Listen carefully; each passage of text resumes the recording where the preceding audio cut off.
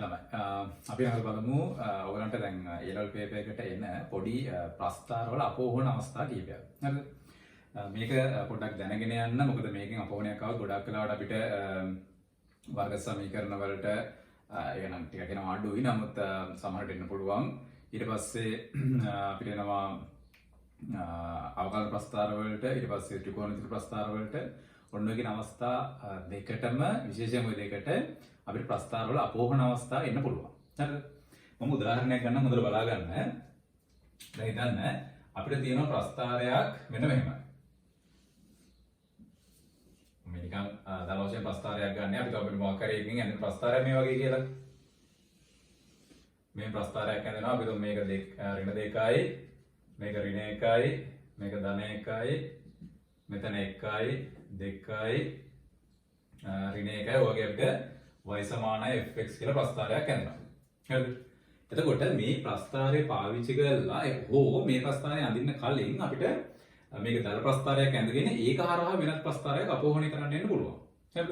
මේකේ ප්‍රස්තාර ආකාර කිහිපයක් තියෙනවා. මේක හොඳට බලා ගන්න. මොකද අපෝහණයක් ආවොත් එහෙම මෙන්න මේ විදිහටම කරන්න. මේකේ පළවෙනි ආකාරය තමයි අපිට සමහර වෙලාවට දෙනවා y සමානයි, ඒ කියන්නේ අපි මේ ගත්ත ශ්‍රිතයට ධන හෝ ඍණ මොකක් හරි නියතයක්. හරිද? ගත්ත ශ්‍රිතයට ධන හෝ ඍණ මොකක් හරි නියතයක් විදිහට අපිට ඒ නගයක් එකතු කරලා හෝ අඩු කරලා දෙන්න පුළුවන්.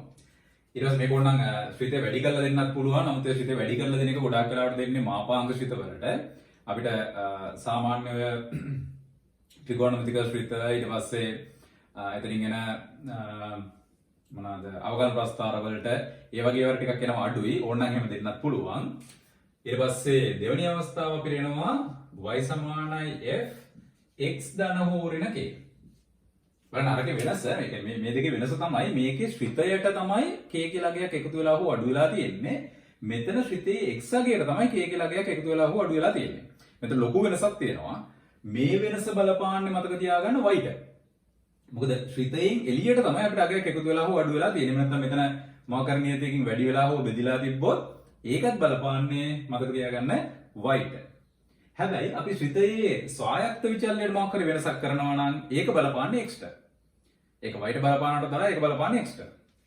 ඊළඟට තව අපිට එන්න පුළුවන් ප්‍රස්තාරාකාරයක් තමයි අපෝහණය කරන්න y සමානයි f මාපාංක x එක. ඒ කියන්නේ x වෙනුවට මාපාංක x එකක් වැටෙනවා. ඒතර ඕකේ තියෙන වෙනම කතන්දරයක්. ඊට පස්සේ ආයෙ එන්න පුළුවන් ඕනනම් y සමානයි මාපාංක fx.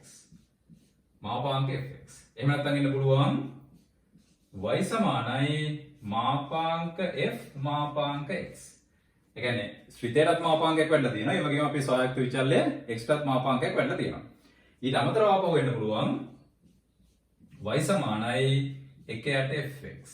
අතන මෙන්න මේ ආකාර මේවා ගොඩාක් ආකාර තියෙනවා. මම මේ කතා කරේ මේකෙන් එන්න පුළුවන් සාමාන්‍යයෙන් ප්‍රධානම ආකාර සෙට් එකක්. හරිද? මෙන්න මේ ආකාර 6 ගැන පොඩි අයිඩියා එකක් තියාගෙන A-level paper එකට යන්න. සමහරවිට මේකෙන් එකක් අපිට අහන්න පුළුවන්.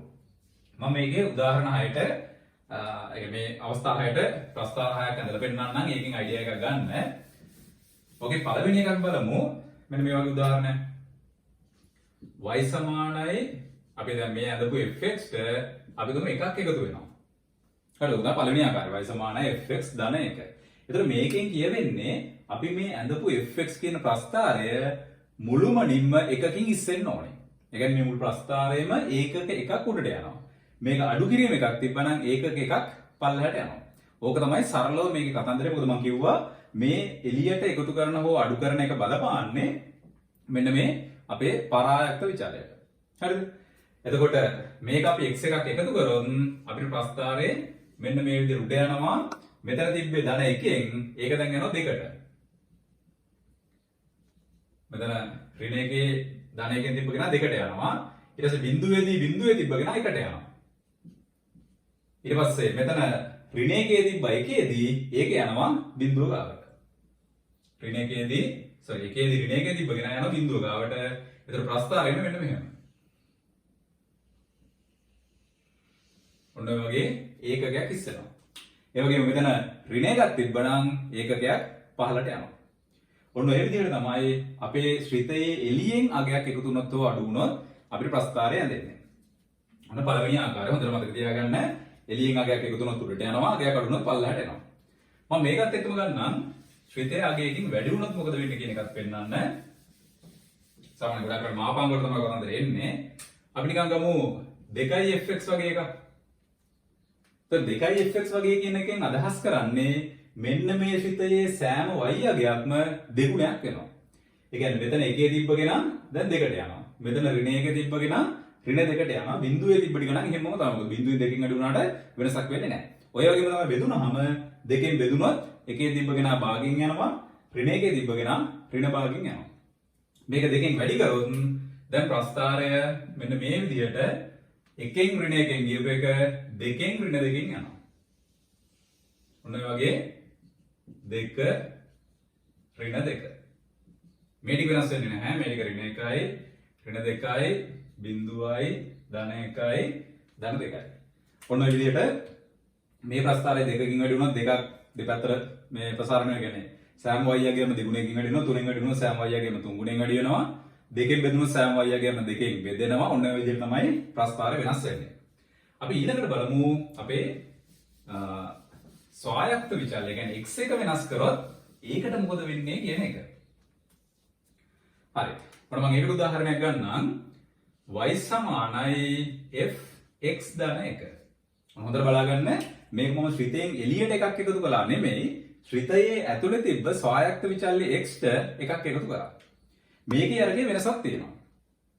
මේකේ එකක් එකතු කරනවා කියන එකේ අදහස තමයි දැන් හිතන්න මේකේ අපි x සමගෙන y සමානයි fx එක ගත්තොත් x සමානයි 1දී y සමානයි ඍණ 1 නෙමුනේ. ඒ කියන්නේ මේ අවස්ථාව ගත්තොත් මේ තියෙන්නේ y සමානයි f ධන 1. y සමානයි f ධන 1 ඒක සමානයි ඍණ 1කට. එතකොට එක ආදේශ වුණාම මෙතෙන්ට ගියා. මෙන්න මේ ප්‍රස්ථාරයේදී මේ අගය අපිට ගන්න x ට එක ආදේශ කරන්න ඕනේ නැහැ. අපි ආදේශ කරන්න ඕනේ x ට බිඳුව. x ට බිඳුව ආදේශ කරාම අපිට එනවා එතනින් f1. එතකොට f1 කියලා කියන්නේ ඍණ 1යි. ඒ කියන්නේ මෙයාට වඩා එකක් අඩු අගයකදී ශ්‍රිතය මේකෙන් පෙන්නපු y අගය එනවා. සරල අදහස ධන එකක් එකතු වුණාම මේ ප්‍රස්ථාරයේ x අක්ෂය දිගේ ධන එකක් වමට යනවා. එකතු වුණා නම් වමට යනවා. අඩු වුණා නම් දකුණට යනවා. මොකද මේකේ ඍණ එකක් තිබ්බනම් f1 ගන්න අපිට x දාන්න වෙන්නේ 2. එතකොට x දෙකේදී තමයි f1 කියන එක අපිට ලැබෙන්නේ. ඒ කියන්නේ දෙක ගාවින් තමයි මේක හැරිලා යන්නේ. මොන හොඳට මතක තියාගන්න x ට අගයක් එකතු වුණොත් හෝ අඩු වුණොත් ඒක බලපාන්නේ හරියට නිකන් ප්‍රතිවිරුද්ධව වගේ. එතකොට එකක් එකතු වුණොත් මේක ශ්‍රිතය වමට තල්ලු වෙනවා. එකක් අඩු වුණොත් ශ්‍රිතය දකුණට තල්ලු වෙනවා. එතකොට දැන් මේ ප්‍රස්ථාරයෙන් දෙන්නේ මෙන්න මෙහෙම. එතකොට ඍණ දෙකෙන් ගියපු කෙනා දැන් යන්නේ ඍණ 3. ඍණ 2 ඍණ 1 බිඳුව ධන 1. එතකොට මේ ටික වෙනස් වුණේ නැහැ. මේ ටික එකයි ඍණ 1යිම තමයි. එතකොට කලින් ඍණ 2කින් ගියපු කෙනා දැන් ඍණ 3කින් යනවා. ඔන්න ඔය විදිහට ප්‍රස්ථාරේ පොඩ්ඩක් වෙනස් වෙනවා. ඒ කියන්නේ ඒකකයක් වමට තල්ලු වුණා. ඒකකයක් වමට තල්ලු වුණා. මේක ඍණ 1 තිබ්බනම් මේක ඒකකයක් දකුණට තල්ලු වෙනවා. ඔන්න ඔය විදිහට අපිට ස්වායත්ත විචල්‍යයට කරන වෙනසක් සාමාන්‍යයෙන් අපි එයාට නිකන් ප්‍රතිවිරුද්ධ බලපෑමක් ඇති කරනවා වගේ අදහසක් තියෙනවා කියලා මතක තියාගත්තා නම් හරියි. හරිද? ඒ වගේම මම ගන්නම් නිකන් y සමානයි f2x වගේ එකක්. ඒ කියන්නේ x වුණ මම නියතයකින් වැඩි කරා ඔය විදිහට තමයි නියතයකින් බෙදෙන අවස්ථාවක් එන්නේ. මේක ගත්තොත් එහෙම මේක තියෙන කතන්දරය තමයි දැන් අපි මෙතන x ට 1 දුන්නොත් f1 ආවා. හැබැයි අතන f1 ගන්න අපිට x ට 1 නෙමෙයි දෙන්න ඕනි භාගය. x ට භාගය දුන්නා නම් අපිට 2ට 2 කැපිලා ගිහින් f1 කියන අගය කියන ඍණ 1 කියන අගය හම්බ වෙනවා. ඒ කියන්නේ ඒකෙන් අදහස් වෙන්නේ එතකොට මේක දෙගුණයකින් වැඩි කරාම මේක දෙගුණයකින් හැකිලෙනවා. මොකද අපිට x දෙකේදී f බිඳුවයි මෙතන අපිට 2 දෙන්න ඕනේ නැහැ. ඒ කියන්නේ මේ අගය සලකුවොත් එහෙම මේ තියෙන්නේ y සමානයි f2. ඒ කියන්නේ x ට 2 ආදේශ කරාම y ට ආව බිඳුව. මෙතන f2 ගන්න මෙයාට ආදේශ කරන්න ඕනේ x ට 1. x ට 1 ආදේශ කරා නම් අපිට වෙනවා y සමානයි f2. ඒ කියන්නේ මෙන්න මේ පොයින්ට් එක. පැහැදිලිද? ඔන්න දෙකකින් වැඩි කරා කියන්නේ ප්‍රස්ථාරයේ දෙගුණයකින් හැකිලෙනවා. ඒ කියන්නේ මෙතන දෙකෙන් ගියපු කෙනා දැන් යන්නේ එකේ. අර ප්‍රස්ථාරයේ හැඩයමයි පොඩි හැකිලීමක් තමයි සිද්ධ වෙන්නේ. මෙන්න මේ වගේ තමයි දැන් යන්නේ. ඔන්න ඒ වගේ. එතකොට මෙතන ඍණ දෙකෙන් කියපු කෙනා දැන් එනවා ඍණ 1ට ඍණ 1 දිගේ ඍණ භාගයක් වෙනවා ධන 1 දිගේ ධන භාගයේදී වෙනවා ඒ වගේම ධන දෙකෙන් කියපු කෙනා ධන 1 දී යනවා මේ ටික වෙනසක් වෙන්නේ නැහැ. ඒ ටික ධන 1යි ඍණ 1යිම තමයි. ඒ ටික තාමත් එහෙමම තමයි. හරි. ඔන්න ඔය විදිහට අපිට මේ අවස්ථාව සලකන්න පුළුවන්. ඊළඟට අපි බලමු මාපාංග අවස්ථාවොත් මොකද කරන්නේ? මම පළවෙනි අවස්ථාව ගන්නම් y සමානයි මාපාංක fx. එතකොට මේකෙන් අදහස් කරන්නේ දැන් fx කියන්නේ මේ අපේ සම්පූර්ණ ශ්‍රිතය ඒකට මාපාංකයක් වැටුනොත් ඒ කියන්නේ අවස්ථාව මේකේ අදහස් තමයි මේකෙන් ලැබෙන කිසිම y අගයක් ඍණ වෙන්න බෑ. එහෙනම් ඍණට යන y අගයක් තියෙනවා නම් ඒක නැවත අපි ධනට නමන්න ඕනි. ඒ කියන්නේ ඉතින් අපිට එන ප්‍රස්ථාරය මෙන්න මේ වගේ. දැන් කලින් ප්‍රස්ථාරය ආවේ මෙහෙම. ඔහොම ගිහිල්ලා මෙහෙම ගිහිල්ලා මෙහෙම ගිහිල්ලා මෙහෙම ආවා. මේකේ ධනට යන ටික එහෙමමයි. මොකද ධනාගයක මාපාංකය කියන එකෙන් එයාගේ අගේ වෙනස් වීමක් සිද්ධ වෙන්නේ නැහැ. හැබැයි මෙන්න මේ ඍණට යන ටික මාපාංක නිසා මොකද වෙන්නේ? ධනට නැවෙනවා. එතකොට මේ කොටස එන උඩට. මේ පල්ලෙහෙන් ගිහපු කොටස යනවා උඩට. එතකොට ඔන්න ඔය වගේ හැඩයක් අපිට එනවා. මේ සම්පූර්ණ ශ්‍රිතයේ මාපාංකයක් වෙන්න මේක අපි මාපාංක ප්‍රස්තාරවලදී කතා කරනවා. සම්පූර්ණ ශ්‍රිතයේ ඍණට යන ටික එහෙම් පිටින්ම ධනට නමනවා. හරි. අපි ඊළඟට බලමු මේ ඊළඟ ආකාරය x ට මාපාංකයක් වටනොත් මොකද වෙන්නේ? y සමානයි f මාපාංක x එක. හරිද? y සමානයි f මාපාංක x. ඔන්න මේක හොඳට පැහැදිලි කරගන්න මේකේ අරකේ ලොකු වෙනසක් තියෙනවා. මම කලින් ගත්තේ සම්පූර්ණ ශ්‍රිතයට මාපාංක දැම්මා. ඒ කියන්නේ ශ්‍රිතය ඍණ පැත්තට යන්න බෑ. ඒ කියන්නේ y එක ඍණ වෙන්න බෑ. මේකෙන් අදහස් කරන්නේ x එක ඍණ වෙන්න බෑ. ඒ කියන්නේ x ඍණාගයක් දැම්මත් ශ්‍රිතය ගන්නේ එයාගේ ධනාගය. දැන් අපි ශ්‍රිතේ ධන පැත්ත පොඩ්ඩක් අඳිමු. ධන පැත්ත අපිට ආවේ මෙහෙම ගිහිල්ලා මෙහෙම. නේද? ධන පැත්ත ඔන්න විදිහට අපිට ආවා මෙහෙට ගිහිල්ලා මෙහෙට.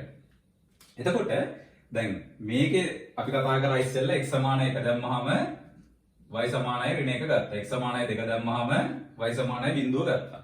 එතකොට ඒක මේකට ධනාගය දැම්ම කියලා අපිට මාපාංකයේ ලොකු අවශ්‍යතාවයක් වෙන්නේ නැහැ. මොකද ධනාගයක් දැම්මහම මාපාංකය කරන්නේ ධන අවස්ථාවමයි. ඒ කියන්නේ ධනාගයක් ගන්න එකමයි. නමුත් ධනාගයක් නම් දාන්නේ එතන මාපාංකයේ ලොකු වෙනසක් වෙන්නේ නැහැ. ඒ කියන්නේ මාපාංකයෙන් අපිට ලොකුවට කරන්න දෙයක් නැහැ.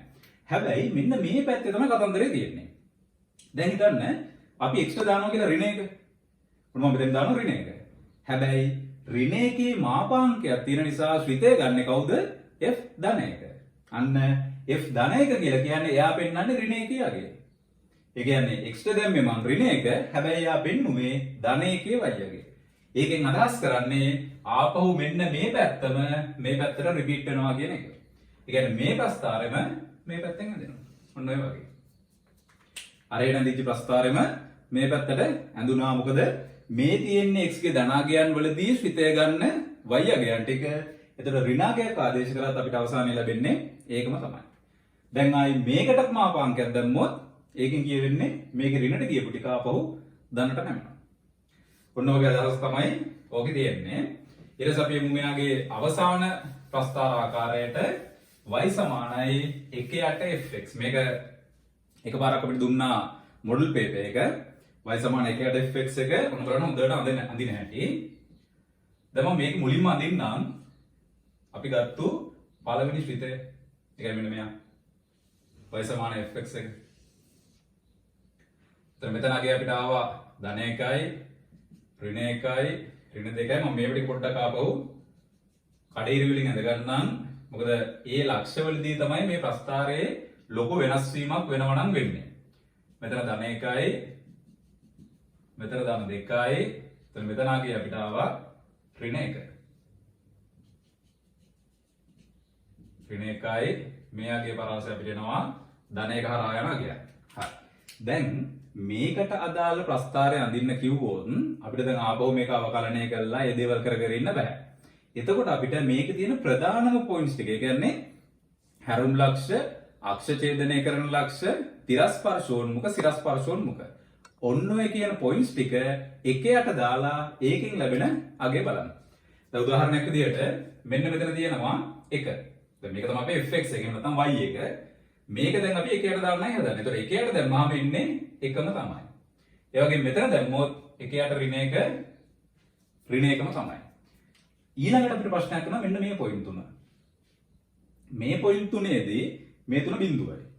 එතකොට බිඳුව එකයට දාපු ගමන් ඒක සිරස් ස්පර්ශෝන්මුඛයක් බවට පත් වෙනවා. ඒ කියන්නේ මේ fx එක බිඳුව වෙලාවේදී එකයට fx එක දෙපැත්තෙන් අනන්තයට කරා යන්න ඕනේ කොහෙන් හරි. ඒ වගේම මෙතන බිඳුවක වෙන අවස්ථාවේදී මෙයා අනන්තය කරා යන්න ඕනේ. මෙතන බිඳුවක වෙන අවස්ථාවේදී මෙයා සිරස් ස්පර්ශෝන්මුඛයක් විදියට අනන්තයට යන්න ඕනේ. හරි. දැන් එහෙනම් බලන්න මේක එකට වඩා අඩු වගේ දැන් උදාහරණයකට මේ හරිය වගේ හිතන්න. එකයට 0.5 දුන්නොත් sorry මෙතන 0.5 වගේ අගයක් අපි ගත්තොත් ඒක එකයට දාපු ගමන් මේක යනවා දෙකට. ඒ කියන්නේ මේක මෙහෙම උඩට යනවා. ඒතර ඔහොම ගිහිල්ලා මේක අගේ පොඩි වෙන්න මේක එකයට අගේ ලොකු වෙන්න ගන්නවා. මේක බිඳුවට යද්දි මෙයා මෙහෙන් අනන්තයට යනවා. ඒතර මෙයා මෙහෙන් ඔහොම අනන්තයට යනවා. ඒ වගේමයි මේ පැත්තට යද්දි ධන පැත්තෙන් බිඳුවට යද්දි මෙයා ධන පැත්තෙන් අනන්තයට යනවා. මේ ටික වෙන්නේ ඍණ පැත්තෙන් බිඳුව කරා යනවා. එතකොට මේක ඍණ පැත්තෙන් බිඳුව කරා යනවා. ඔන්න වගේ ඍණ පැත්තෙන් බිඳුව කරා යනවා. මෙතනත් ආයේ ඒ වගේමයි ඍණ පැත්තෙන් බිඳුව කරා යනවා. එහෙනම් ඍණ පැත්තෙන් අනන්තය කරා යනවා. මෙතනත් ඍණ පැත්තෙන් බිඳුව කරා යනවා. ඍණ පැත්තෙන් අනන්තය කරා යනවා. ඔන්න ඔය විදිහට එකයට fx එක ගත්තොත් fx එකේ සෑම x අගයක්ම එකයට දාලා අපිට පුළුවන් එයාට අනන්‍ය y අගය හොයලා ගන්න. ඔන්න ඔය විදිහට අපිට දීලා තියෙන එක මොකක් හරි එක ප්‍රස්ථාරයක් ඇසුරෙන් තවත් ප්‍රස්ථාර අවස්ථා කිහිපයක් අපෝහණය කරන්න පුළුවන්. ඒතර ඒ අවස්ථා ටික හොඳට බලාගෙන එක්සෑම් එකට යන්න. මොකද ඔය ටිකෙන් සමහර විට ත්‍රිකෝණමිතියදී සහ අවකලනයේදී අපිට ප්‍රස්ථාර අපෝහණ කරන්න එන්න පුළුවන්. හරිද? එනකොට හොඳට බලලා මේක තව උදාහරණ පුළුවන් නම් හොයාගෙන කරන්න. අපි ඊළඟ වීඩියෝ එකකින් හම්බ වෙමු මේ වගේම තවත් කොටසකින්.